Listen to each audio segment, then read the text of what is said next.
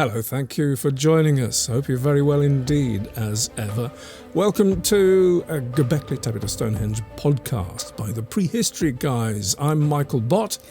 And I'm Rupert Soskin, and today we're going to talk about LEPENSKI VIR. Yeah, as if it was any kind of surprise. I'm sure the title and the thumbnail gave you a clue there. Look, the thing is, we came to LEPENSKI VIR seeking clarity for the next stage of the GÖBEKLI TEPE to Stonehenge adventure. But as is so often the case when we begin to look at the details of places like this, we're confronted, as ever, with more questions than answers. Now, LEPENSKI VIR and the Danube Gorges area is a much-studied site because it's so much potential for helping us understand the transition from hunter-gatherer to farming lifeways in Southeast Europe and around the end of the 7th and the beginning of the 6th millennium BCE. However, with so much study comes much complexity. And the more I learn, the less I know, as George Harrison sang on the Beatles Yellow Submarine album in 1967. It's an aphorism that's always stuck with me for some reason or another. So, as best we can, what we're going to do, we're going to talk about what we know and what we don't know about the Mesolithic, Neolithic site of LEPENSKI VIR, and hopefully we'll begin to lay out some of the jigsaw pieces that we need to sort out if we're ever going to have any chance of making any sense of it. This is a GÖBEKLI TEPE to Stonehenge podcast. It's a sidebar to the GÖBEKLI TEPE to Stonehenge project, which is an ongoing production of a series of films that tell the story of the first farmers in Europe and ultimately the people who became the megalith builders of northwest Europe and Britain. It's funded by donations made by good folk who've made a contribution to our GÖBEKLI TEPE to Stonehenge Buy Me a Coffee campaign. If you'd like to help us get to LEPENSKI VIR and make a proper film about it, there's a link down below you can follow to find out more. So we plan to go to Serbia in October this year. So your help right now is much appreciated so we can make sure that that happens. Thank you so much. Coffees are £5 each. And the good news is you can buy as many as you like. Yes, well said. So, first things first, a bit of context. Aware that I don't know how many people have never heard of LEPENSKI VIR, why we should be talking about it. I'm sure many have heard of it, and probably there's there's quite a proportion that probably know a lot more about LEPENSKI VIR than we do. So, no, we're open to input on that because, as I said at the top, there's a bit of confusion. But anyway, what are the basic facts, place, time, all the rest of it, Rupert? Yes, well, I think it's fair to say, rather than confusion, it's just that there's no consensus on a lot of the details. Sure. But basically, we're talking about a period in Serbia modern-day Serbia, from about 9,500 years BC. So we're talking about a seriously long way back in prehistory, but coming right the way down to around 5,000 BC. And so it was always, apart from a period of less than 1,000 years in the middle when it was apparently abandoned or uninhabited rather than abandoned, but it has always been a very busy region. There's 7 settlements have been recognised in the archaeology there over that period. So it depends whether you're just talking about Mesolithic or Neolithic, because there's lots more than that up and down the Danube and the Iron Gates. Throughout the region, absolutely, yes. It's just busy over there, yeah. But why is LEPENSKI VIR itself so important? And it's because aside from the early Mesolithic stuff, it's the fact that we have this amazing transition period where we can see that there were people coming from Anatolia and the Aegean and intermixing with the people, the Mesolithic people from the region. So it's a major point in that transition of bringing farming or the farming folks really coming over westwards. Yes, and there's a lot to unravel in this. And it kind of makes sense that this area wasn't just LEPENSKI VIR, but as you mentioned, the other sites that display goings on during the Mesolithic Neolithic transition that make this and the other sites ripe ground for studying that period and what was going on. There are some things that set LEPENSKI VIR apart, which is why they settle in the popular imagination, why LEPENSKI VIR settles in the popular imagination a bit more than the others, and that's the imagery. But I think we'll deal with that later. But as I was saying, it makes complete sense that this area becomes a study for Mesolithic Neolithic transition, because if you envision the farmers, the Anatolian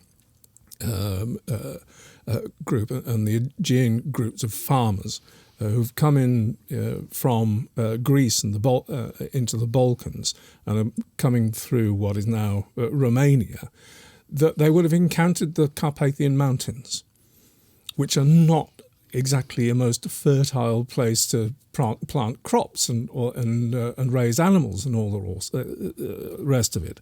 So this gap, which almost miraculously has been carved by the Danube coming from the west through the Carpathian Mountains. How that happens, I don't know.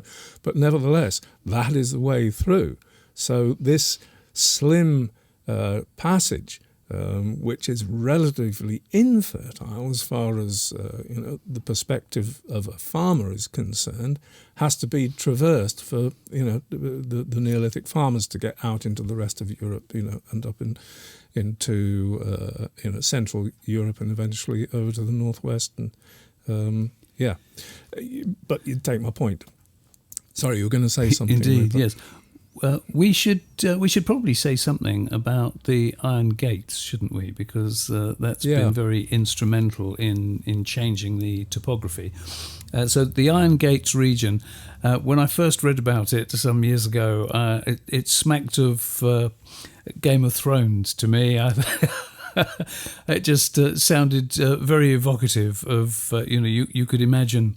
Certainly in the metal-bearing periods, Bronze Age and Iron Age, you could imagine marauders through the Iron Gates. But no, it's called the Iron Gates because they built dams there for the hydroelectric power, and that's why it's called the Iron Gates. But the important aspect about that, why it's so important, is that when they built the dams, the whole area was flooded. So the site where LEPENSKI VIR was originally is now a long way underwater. The water level has risen by 30 metres, something like that. 25, I've heard. Yeah. So after the excavations, the site, as you would see it today, is actually 100 metres downstream and nearly 30 metres higher up than it was originally. But it was moved very meticulously. So what you see on the ground now is pretty much exactly what you would have seen at the excavations at the time. I think that's I think that's fair. Yeah, so that's why it's called the Iron Gates. Interesting.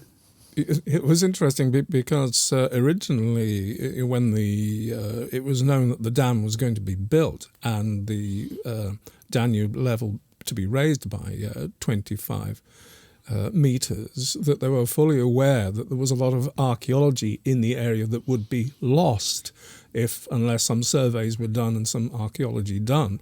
But what they were expecting, the government and the people concerned, was that they would find Roman and medieval remains, and those are the things that needed to be preserved. But it was quite a surprise to realise that it had a wealth, an incredible wealth of Mesolithic and Neolithic settlements in the area.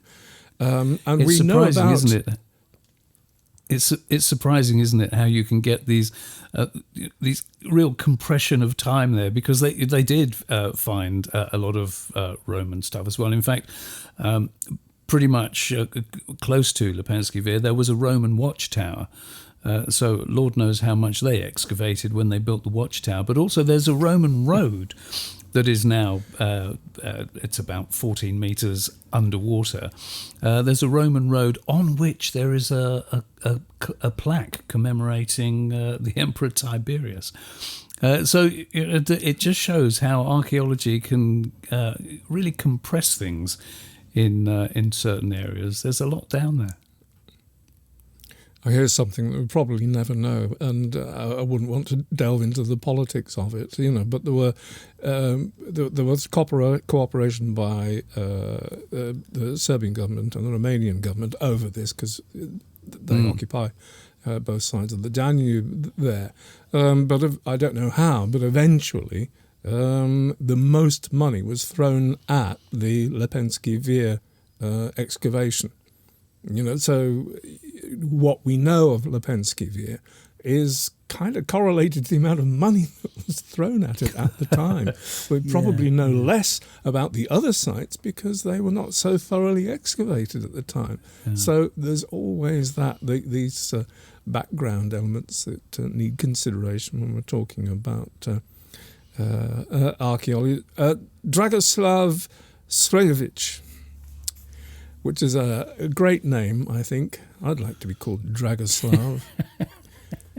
Dragoslav Bot. No, it doesn't quite work. Anyway, he was the principal archaeologist, and as I say, it was a rescue operation done over several years as the waters rose gradually as the dams were completed. Any more background? You've mentioned that the current, exhibition, as it were, of the site is in an enclosed area. You've probably seen pictures on the web, or will do if you do a search.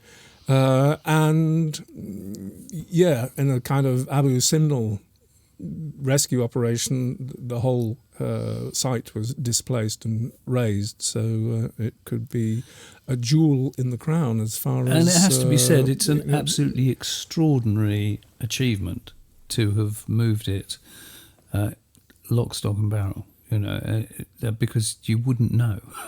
It's just brilliantly done. So hats off to the excavators there. I think that's all the background, really. Yeah, well,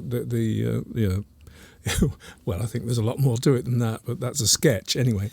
We're very much looking forward to getting to Serbia in October this year, and hopefully by that time we'll have a lot more under our belt and be able to have enough there to make a really great film about this. But in the meantime, we're airing what we know and what we don't know, so we can begin the journey.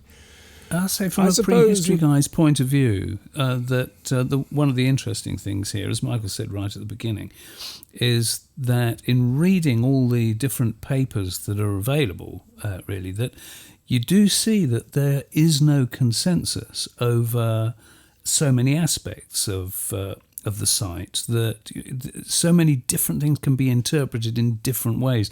So it seems confusing, and I like to think that when we've actually got our feet on the ground, as we always say, it's only by being there, that we actually might get our own, prehistory guy's view of things, if you like, because sometimes a lot of the interpretations are made not out of context, but they're made cold, if you see what I mean. So we'll see. We'll see. Yes, indeed. Actually, it needs mentioning, of course, that the original excavation took place before and, in the cusp of the introduction of the early techniques of radiocarbon dating. So some of when the excavation was written up, it was written in the context of 1960s style archaeology, which depended on stratigraphy and typology for dating, and a lot of what Srejovic said in his report has turned out to be not quite right.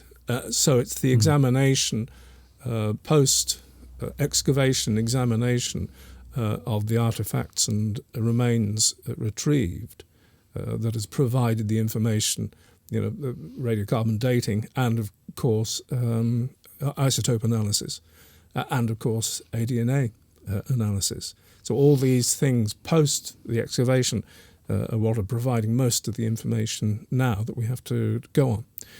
So, Rupert, I've got a kind of list here of the standout features of LEPENSKI VIR that may or may not have landed with people, out there. I'm sure everybody knows, number one, everybody knows about the boulder sculptures.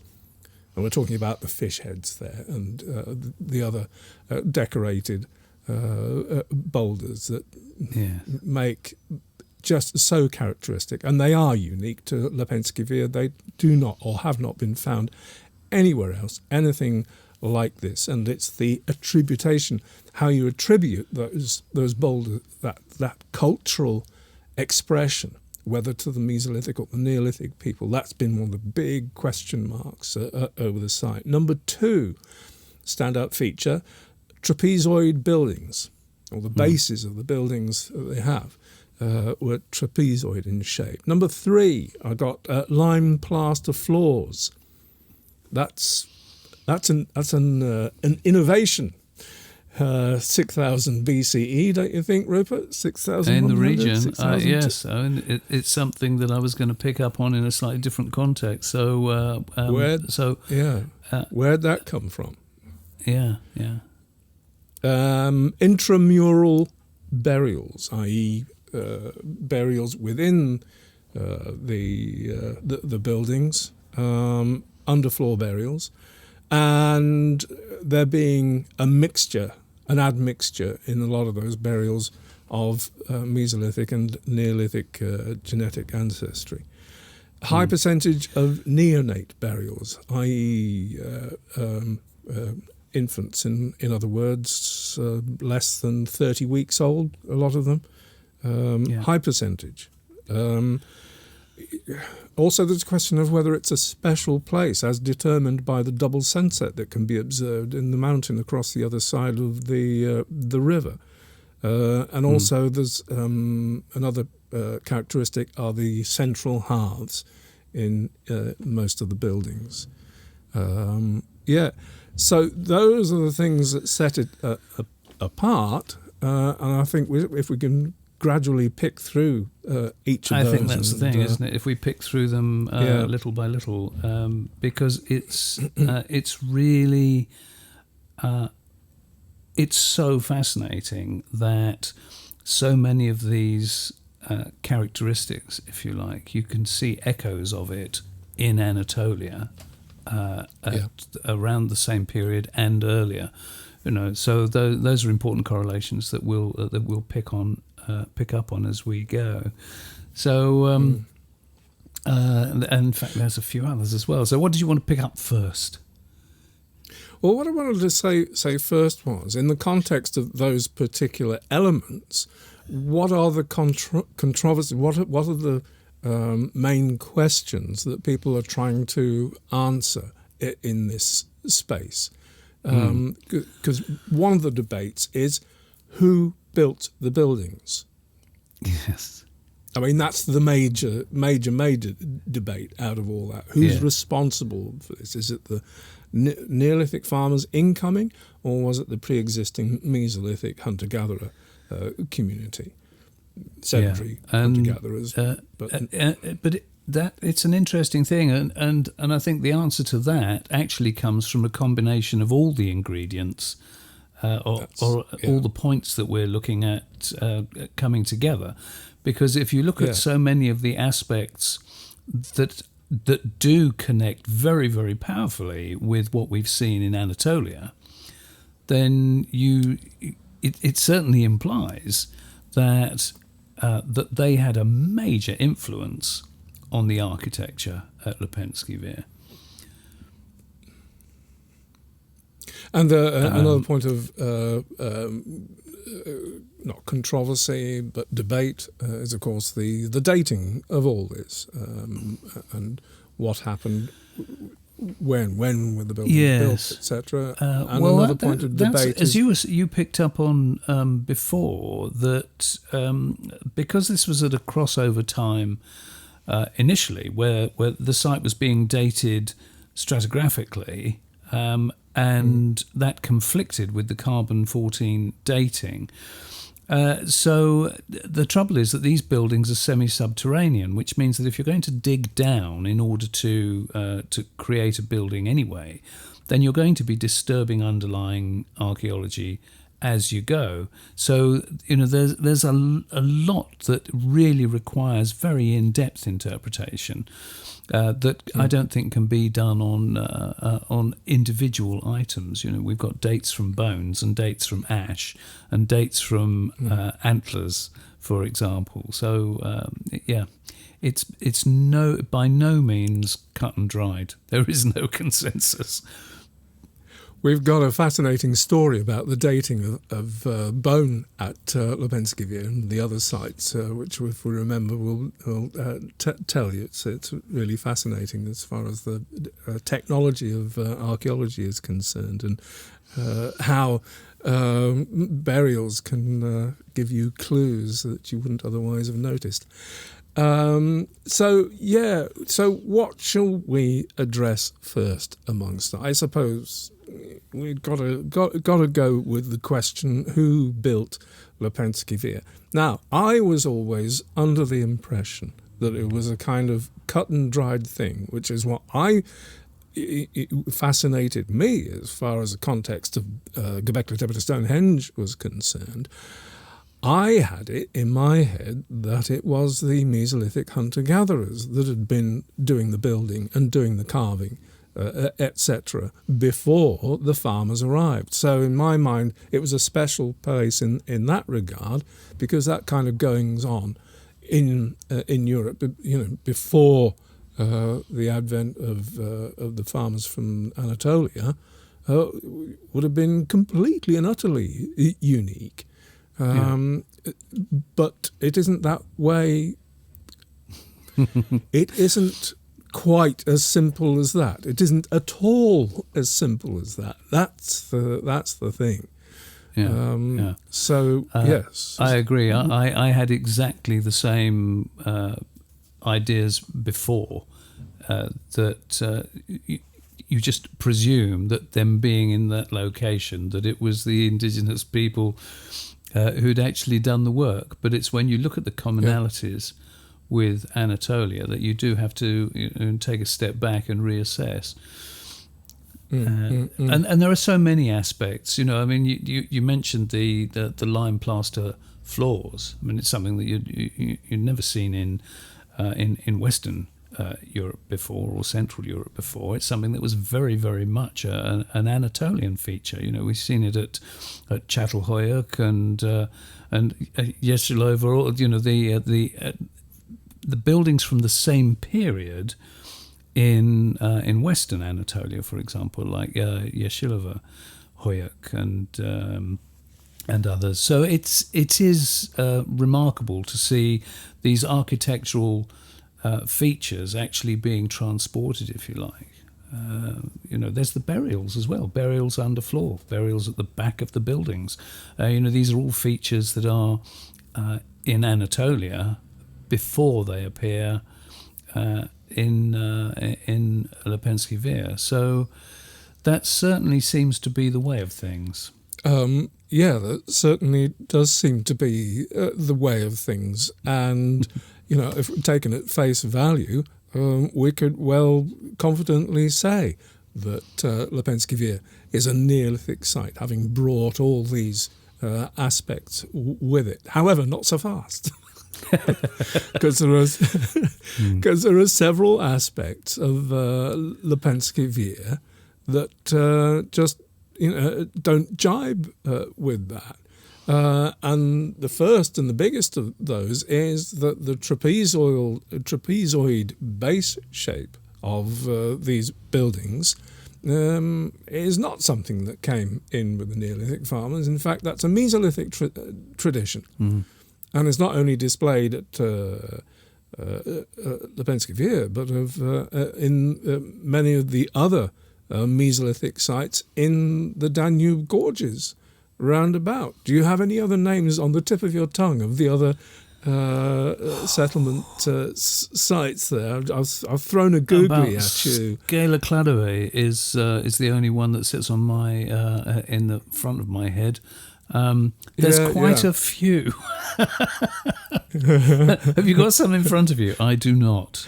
No, as part from GÖBEKLI TEPE, I thought I did have a few in front of me, but I don't want to get too bogged down. And that you have to take our word for it. There's quite a few. The trapezoid. There's quite a few, and they have trapezoid-shaped buildings associated with them.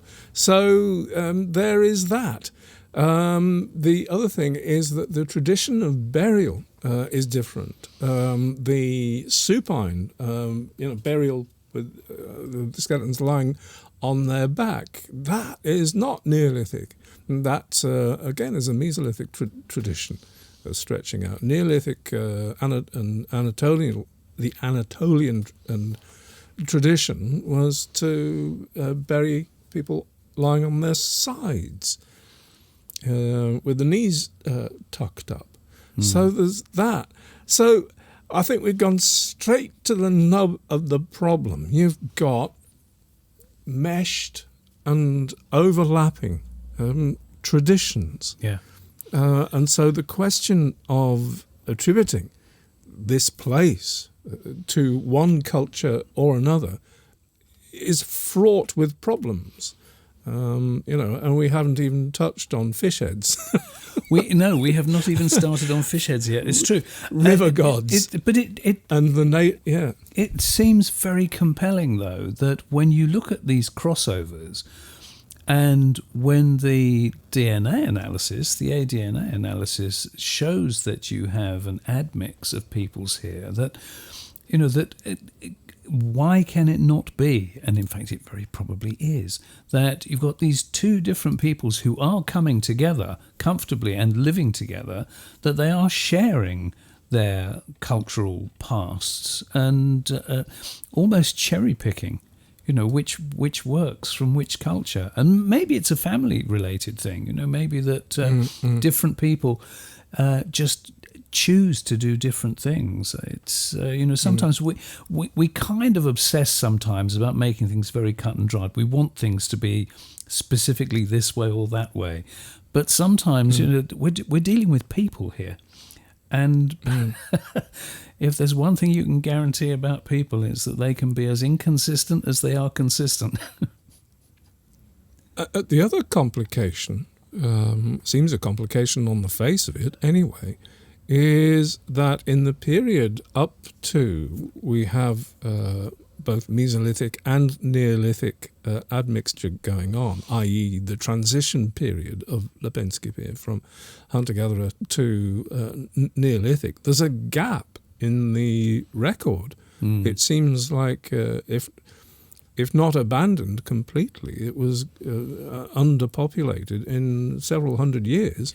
And before this it's about 700 transition years, period, isn't it? Roughly 700. Yeah. I mean, that's a lot, isn't it? Yeah, it's a huge so amount of time. what are we saying is that the tradition of burial and of trapezoid building, I suppose it is possible that that was sustained in other sites that in the region that weren't abandoned, and then when Lepenski Vir was reoccupied again. Maybe, at that stage, there'd already been some kind of integration. So Lepenski Vir represents, that sort of integrated culture starting afresh. Yeah. I've not heard anybody else ever say that. No, I agree with you. I don't think people that's got do legs. say that. And it's a very good point, that we can't look at any site in isolation and expect it to give us all the necessary information about the whole history of the region. So it's it's because there's so much that's been excavated here, more than at any of the other sites, that that's why this information is so compelling. But I think it may well be that as more excavations are carried out in some of the other sites, that we will get a richer picture over time. But then you get these instances, the things that really make Lepenski Vir so completely unique. It's these fish heads, if we're going to call them fish heads, these fishy people. It's always been said that they are, in fact, the thinking has been that these maybe represent river gods, because we know that the people here, that fish was a large part of their diet, and that sturgeon are, it's a great area for sturgeon. So they're big. You're going to keep people very well if you fish sturgeon, and when you look at these statues, you can see how people would interpret them as having fish-like features. The thing is that they're very small. They're only, the biggest of them is about 2 feet tall. They're carved river boulders, and personally, I've always found it a little bit anomalous that if you're going to do something to represent gods, would you make them small? I mean, the only representations of things that you can think about, if you're going to talk about things in a sort of god sense, I mean, there's the Shigir idol, for example, the wooden artifact that, crikey, was that Siberia? Where was it found? That was 12 foot tall. That's godly. But a 2 foot tall boulder, that's small. And what makes this compelling is that more recent analysis of the burials there, that, as Michael said earlier on, that there's a lot of babies buried here, a lot. And the intriguing thing there... Do you want a number? 41. 41 babies. And 41 babies in 19 buildings. Yeah. Now, there is an interpretation that because there is nothing to show with any clarity that these could have been residential buildings. So it's maybe they were, maybe they weren't. And one of the interpretations here is that because there are so many babies here, that maybe this was somewhere specifically for childbirth. And if you look at it in that context, and you see that in some instances there's one burial where there's a woman buried with a baby, and if it is a place for childbirth, that you can understand, certainly in that period, that infant mortality must have been fairly high, and death in childbirth as well would have been a far greater risk than later. So when you look at it in those contexts, and you see infants buried underneath these buildings, that now when you look at these statues, these little carvings, they do look remarkably like babies. Now, you can't say anything certain about that. It's just that they really do, when you look at them in that context, have a much more baby-like characteristic than fishy. There are reports that say that some of the statues have got hair and beards as well, but I have to say that I've looked at as many as I can possibly find and haven't seen anything that I would interpret that way. So, it may be that this is just a question of people interpreting different aspects of the carvings, because there are some fairly geometric designs on some of them as well, that if something was going across a chin, I suppose you could say that was a beard, but I don't know. Well, quite compellingly, from what I can tell anyway, those organised decorations are very like the scooter. Is it that scooter? Is it SCUTA? Is that the word for the bony shield-like scales on the a sturgeon. Yeah. And that's a distinct possibility as well, isn't it? Yeah, and you pointed out to me some time before that the mouth shape of some of these sculptures represents very strongly the mouth shape of a sturgeon seen from underneath, viewed from underneath. Yeah. So there is that. It still seems to me that these are compellingly babies' heads with some fishy likenesses imposed upon them, and because of the mouth shape and some of the aspects of the eyes and the mouth, that it's kind of weird, and I think that's what informs people's response to them. Because they are so strange and yet kind of relatable in an odd kind of way. Yes. That's how the imagery has persisted. And I think if we look in terms of them perhaps being child-related or some kind of honouring of the infant burial or the infant dead and related to the fish upon which they were dependent in the river in front of them. That's one thing that's got to be said about LEPENSKI VIR. It's right on the right by the river. That there is something kind of relationship between the two being acknowledged in these small boulders.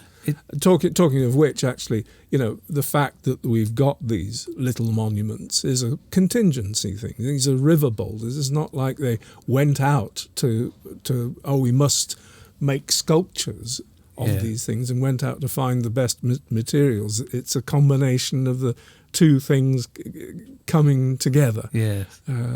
It's intriguing, isn't it? Because another aspect of these little carvings is that they are incorporated into the floors. They're not freestanding as such. They are actually. Are they dug into little? They're into pits? the floors. Are they sort of permanent? Oh, right. I didn't know that. And it's funny, they look. What's one thing about newborn babies? They cry. And if you look at all these faces, they've all, most of them have got this downturned mouth. None of them look happy. Let's say that, do they? There is not a single smiling face there. They've all got that downturned, which is why it makes me think newborn baby sort of thing there, swaddled. It's sort of like a little penny drops when you start looking at them as babies' heads. It becomes quite moving, in fact. Yeah. Now, I don't know whether it's true or not. I don't know. But I think that's the aspect of them that might say more about us. Unconscious level that lands. But it certainly suddenly puts a completely different complexion on the whole site. Especially when you consider the ubiquity. 41 infants. Now, what period of time that represents, we don't know. Yeah. But as a proportion of the burials as a whole, that's about a quarter of them. Yeah. If you include the adult burials. So well, I hope if you go looking and have a look at some of the images from LEPENSKI VIR that. Well, you see what you think. Yeah. Maybe, as Rupert says, it may be just us. But, it's whilst we have these conflicting aspects of, who built, but if we look at it in terms of two peoples coming together and what are the influences coming from each side, that another of the really fascinating things for me is that the ADN analysis of say the woman and the baby buried together, they're not genetically related, yet they're buried together. Now, intriguing thing there is that in fact there is none of the burials showed genetic relationships. And the intriguing thing there is that if you look at the burials at Çatalhöyük, where people, the same as here, the burials are at the back of buildings. So that's common with Anatolia and particularly Çatalhöyük.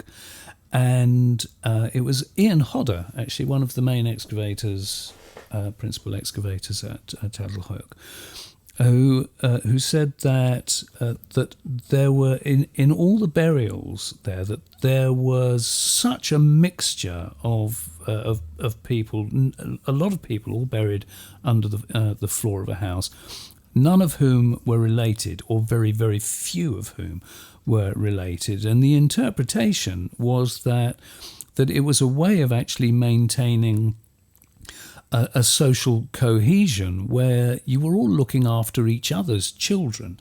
So you're like one massive family. That's certainly going to stop any significant fallouts from going on within a settlement. And so it seemed intriguing to me that here again you find that there are people buried together, or even infants buried together, where there is no relationship between any of those buried in the same graves or the same buildings. That's another possible Anatolian import. It's worth mentioning that as far as we know, that this kind of representation of neonate burials is not present to the same degree in any of the other excavated sites in the Danube gorges. Is that correct? Yes. To my knowledge, certainly I have found no reference to it in relation to any other sites at all. I think if there were, we would be talking about them and including them now. Yeah. Actually, while we're about it, I mean, to name but a few other sites in the Danube gorges, we've got Padina, Vlasak, Hajučka Vidonica, Skela Klevedi, we've mentioned that, Admana, Ostrovol Kobolyi, and there are many more. So LEPENSKI VIR is one amongst many. That's a point we've been trying to make. But that's a very good point, that if you look at the other excavations, the fact that all the neonates, so all this infant burial is something that seems to be quite unique to LEPENSKI VIR. So you can't avoid that question of, was this somewhere that was specifically for childbirth? A Neolithic paediatric ward. It's possible. It is distinctly possible. Another unique aspect, not just of LEPENSKI VIR, but of the whole area of this, now in the whole of Southeast Europe, both Mesolithic and Neolithic sites that show the crossover. We're talking about the much broader area, down the coast towards Greece and elsewhere. In the Mesolithic, they're mostly cave dwellings. In fact, I think they're almost exclusively cave dwellings. But in the Danube gorges, you've got these open air sites. Yes, although there is human habitation in the caves surrounding the region of LEPENSKI VIR. That's true as well. There's cave dwellings going back 20,000 to 20,000 BCE, is what they said. But contemporaneously, while in other areas people were living in caves, these were yes, I see what you mean. Yeah. No, that's a good point. The open air sites were a rarity, if not an exclusive thing. Also, another thing to be noted from other sites where there's a Mesolithic Neolithic crossover, in many cases you've still got the same gap that occurs just before there's evidence of an intermingling or of the Neolithic folk establishing something. I don't know if there's something to be talked about in that correlation, not necessarily now because we don't have enough evidence to be going on. It's just thought it's intriguing though, isn't it? That clearly there was something going on in that period. Yes, and and it seems to be very absent. I thought you were going to tell us what it was for a moment. Wouldn't that be nice? It's well, do you know, it's something that it's so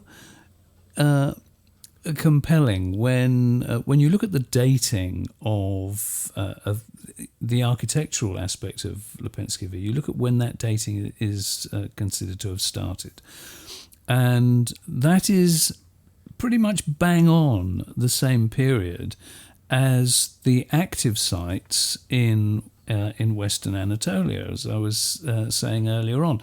So the fact that you've got people coming from Anatolia into what is now Serbia and Romania, and bringing whatever cultural aspects with them. Now, the thing is that if you've got that gap beforehand, can we see a correlation anywhere else where, do we know what was happening, for example, in Anatolia or in Greece, around that missing period? Is there anything that can give us some clues? Well, there are fluctuations in the climate, which is not an area I want to get into now because that's not really settled. We need to go away and read lots head. for that. But, yes. But there are climatic aspects to this which are mentioned in the literature, shall we say. Yeah. Oh, I know what I wanted to get back to, and it was when the original radiocarbon dating was done on some of the skeletons at Lepenski VIR, is that they were anomalous. Because you had dates for the skeletons in the ground that were earlier than they should be, because the floor above them had been dated to another time, to 600 years before. So that didn't quite. You couldn't have a 600, a skeleton dated to 600 years afterwards, buried below the floor of a certain date. Yes, it was Clive Bonsall, archaeologist at Scala Cladevi, that they did the first calibrations of those dates, because there is such a thing as the marine reservoir effect when you're using radiocarbon dating, which, if you've been eating a lot of fish, marine fish, there's something about the levels of some chemical which mess with the carbon dates. So it's a well-known factor and is calibrated for in dates of people that we know consuming marine fish. Oddly enough, there is a Danube, because it's such a big river and connected to the sea, there is a Danube reservoir effect. And it turns out that it's even greater than the marine reservoir effect. And the thing was, because of a peculiarity at Scala Cladevi, Clive Bonsall and et al. Were able to calibrate a mathematical equation to bring it back, because at Scala Cladevi they've got a massively oversubscribed number of people who died by arrow. Oh, right, yes. I laugh. Why do we always laugh when it comes to horrible? That's true. I know there's something dark and twisted in us, isn't there? What is it? Yeah. Had died by having arrows shot through them.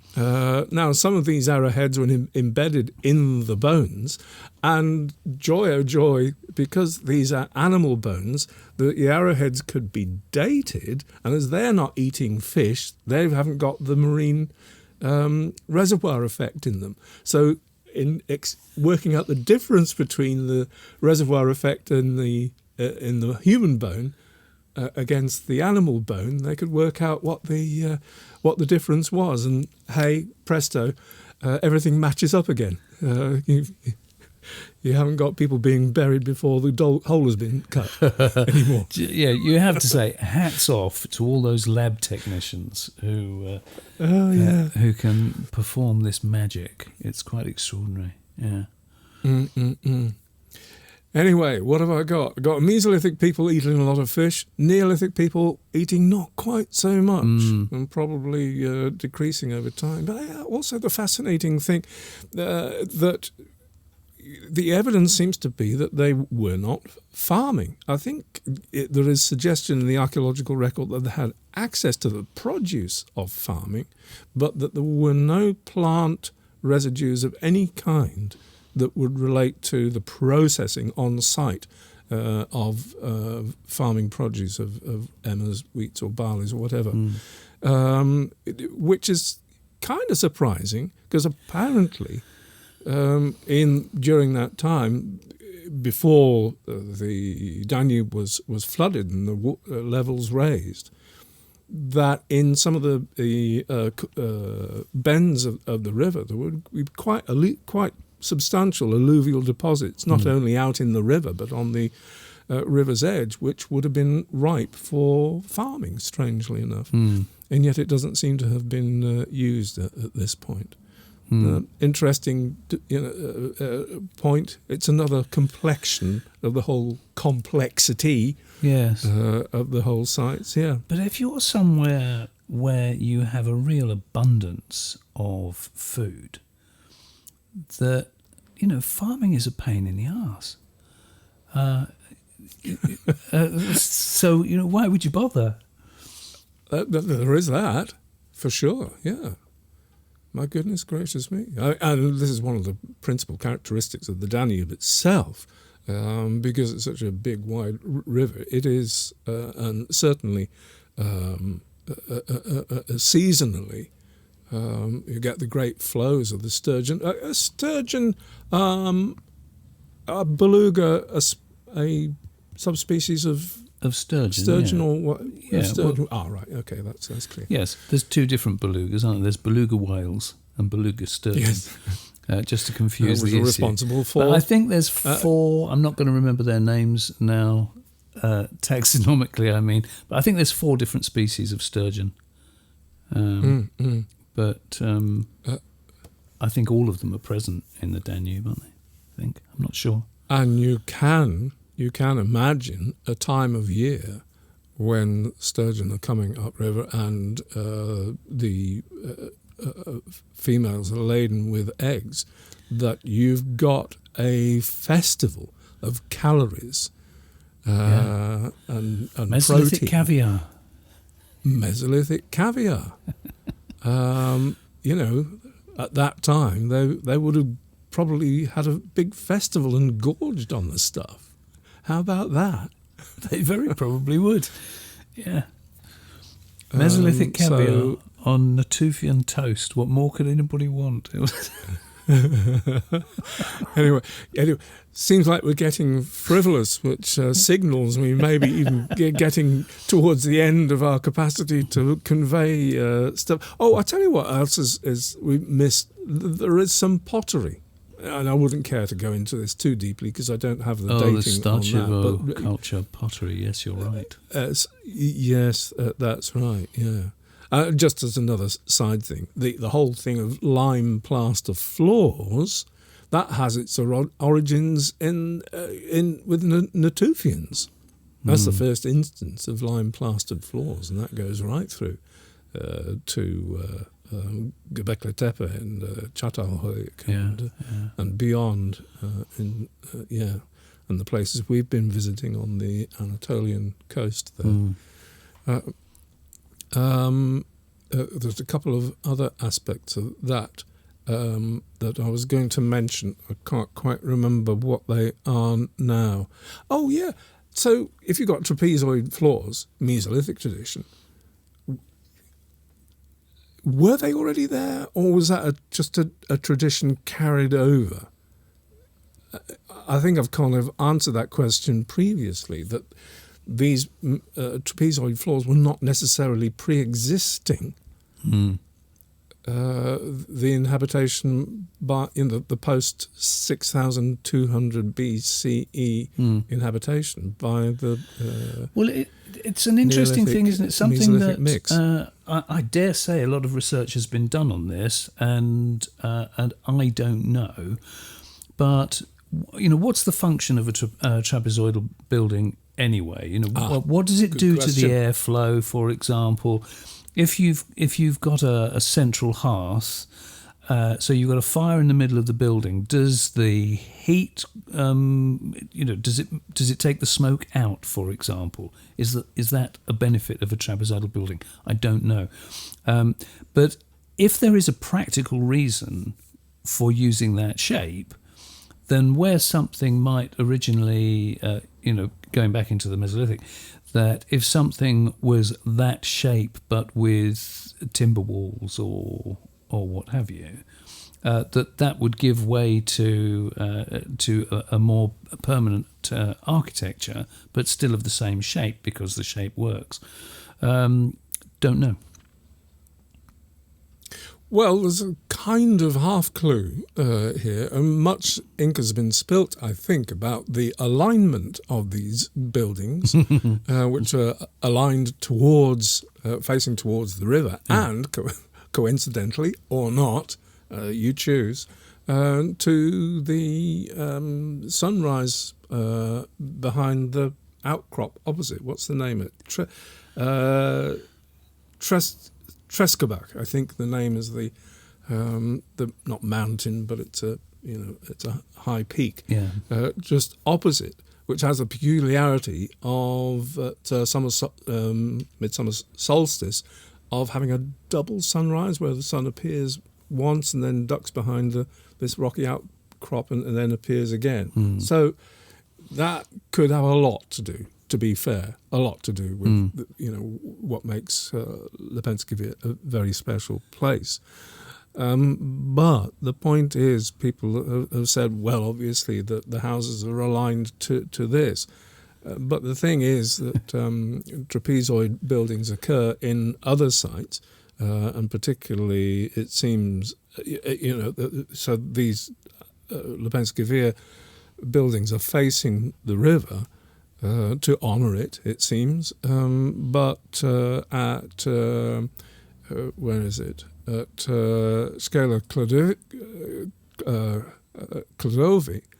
the trapezoid buildings are facing away from the river, and seem to be more concerned with sheltering the building, or people, or making a building less vulnerable to the prevailing wind.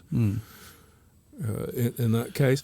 On the other hand, up the river at Padina, apparently the facings of the trapezoid buildings is arbitrary. They're all over the place. They're not facing in any one particular direction. So you pays your money, makes your choice. Well, we could go off on about the purpose of trapezoid buildings. Yeah, we obsess about ritual purposes, and when you've built your houses to in a sort of ritual acknowledgement of blah. But sometimes people are people. Sometimes they just like a nice view, and there can be any number of reasons for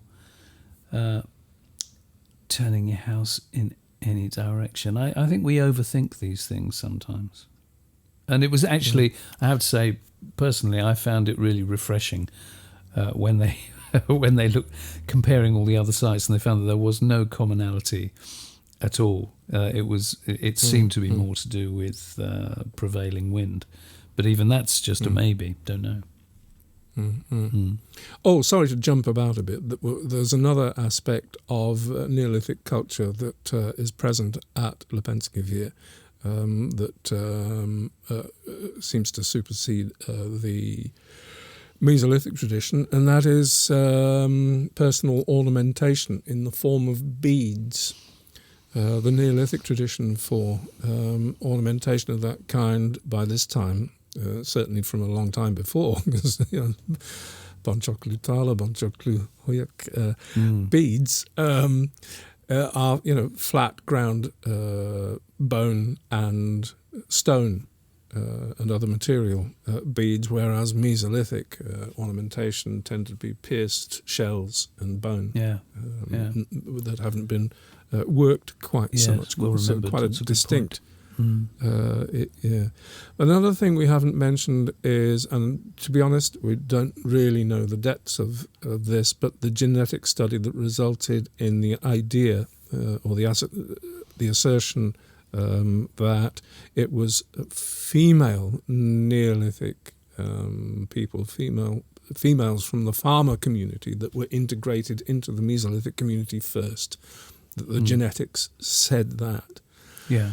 And I don't know if there's enough to go on from that to suggest that maybe some of the domestic aspects of Neolithic culture were integrated through a female descendancy. I think that is such a strong possibility.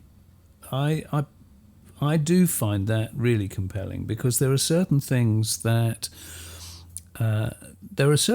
women just instinctively care about that blokes generally don't, and I don't think that we've changed that much over the many thousands of years, and so incorporating particularly things like the lime plaster floors.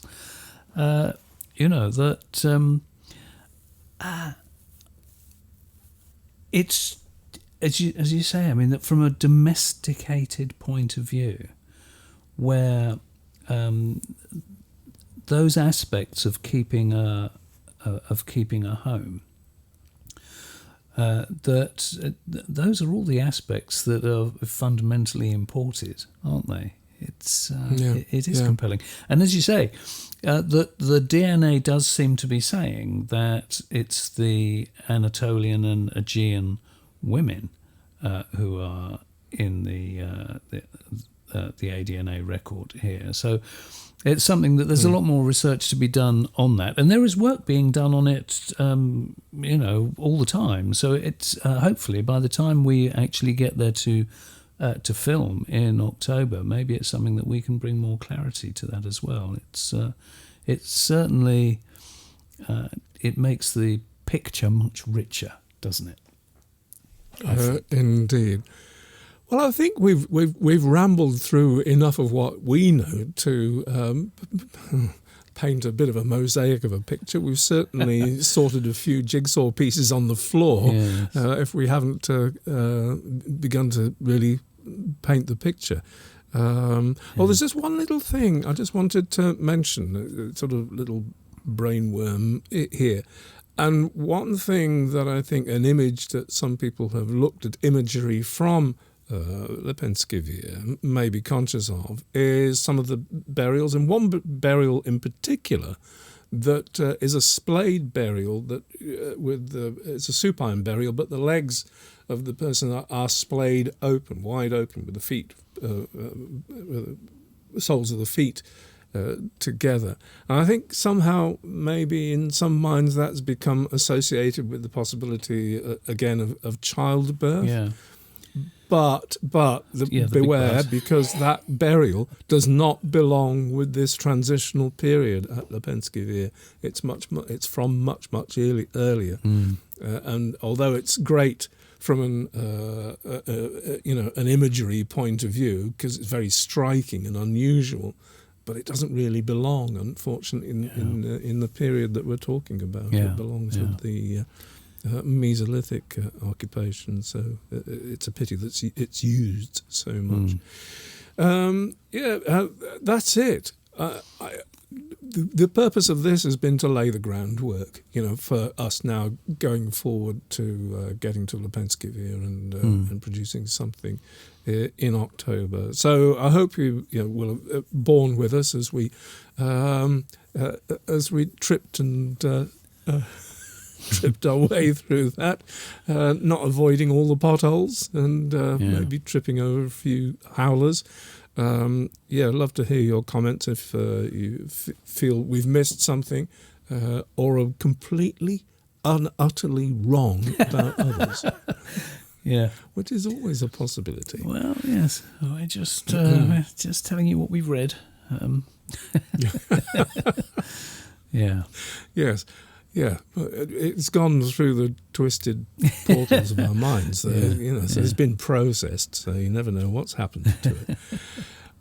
Anyway, folks, that's all we got for you for the time being. I don't know. I'm speaking for myself. I don't know about you. Rupert. I don't think. Well, there's nothing that we've missed off my list. Good. Yeah. All right. So, with apologies for the missing details, I hope that fascinates you enough to look further yourselves into the mysteries of Lepenski Vir and the archaeology. But with that, it's time to say bye-bye. Do have a look at the link below to our Buy Me a Coffee campaign to help us get to Lepenski Vir later in the year. That help will be much, much appreciated. Yeah. And, of course, do have a look at our Patreon site.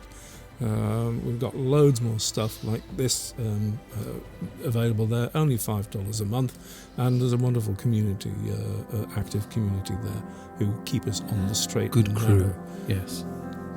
Thank you, crew. All right, over that. Bye-bye from me. Take care, bye.